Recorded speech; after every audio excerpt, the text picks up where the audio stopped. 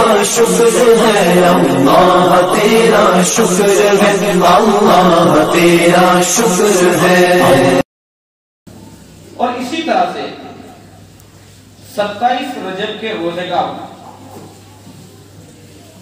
27ویں روزے کو ہم فضیلت والا روزہ سمجھتے ہیں، اور یہ خیال کیا جاتا ہے کہ جس طرح سے یوم عرفہ کا روزہ فضیلت والا روزہ ہے، یوم عاشوراء کا روزہ فضیلت والا روزہ ہے، اسی طرح سے 27ویں رجب کا روزہ بھی وہ فضیلت والا روزہ ہے۔ اس کی بھی کوئی حقیقت نہیں ہے، کوئی اصل نہیں ہے اس کی،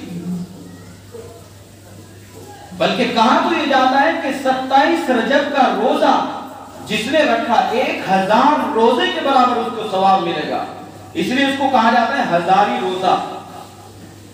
یہ غلط ہے، ایک نفلی روزہ ہے، آج روزہ رکھ لے، کل کو رکھ لے، 27 رجب کو بھی رکھ لے، نفلی روزہ سمجھ کر کے رکھیں گے تو انشاءاللہ ثواب ملے گا۔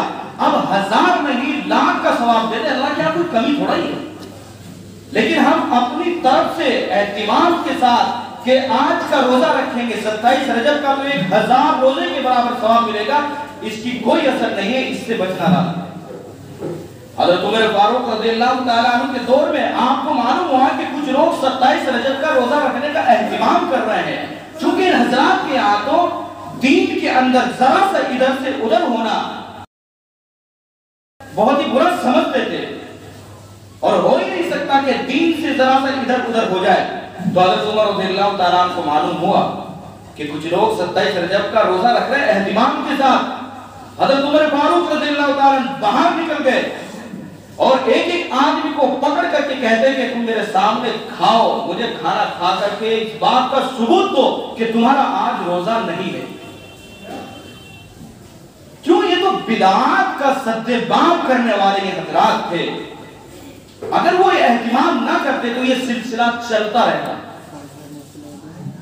تو اس لیے 27ویں رجب کے روزے کی کوئی اثر نہیں ہے، نفلی روزہ ہے بس۔ عام دنوں جیسے نفلی روزہ ہوتا ہے اسی طرح سے 27 رجب کا بھی رکھ سکتے ہیں، لیکن خاص فضیلت والا سمجھ کر کے رکھیں گے تو یہ دین کے اندر اپنی طرف سے اضافہ کرنے والی بات ہے۔ اشاعت القرآن یوٹیوب چینل کو سبسکرائب کریں اور بیل آئیکن کے بٹن کو کلک کر لیں۔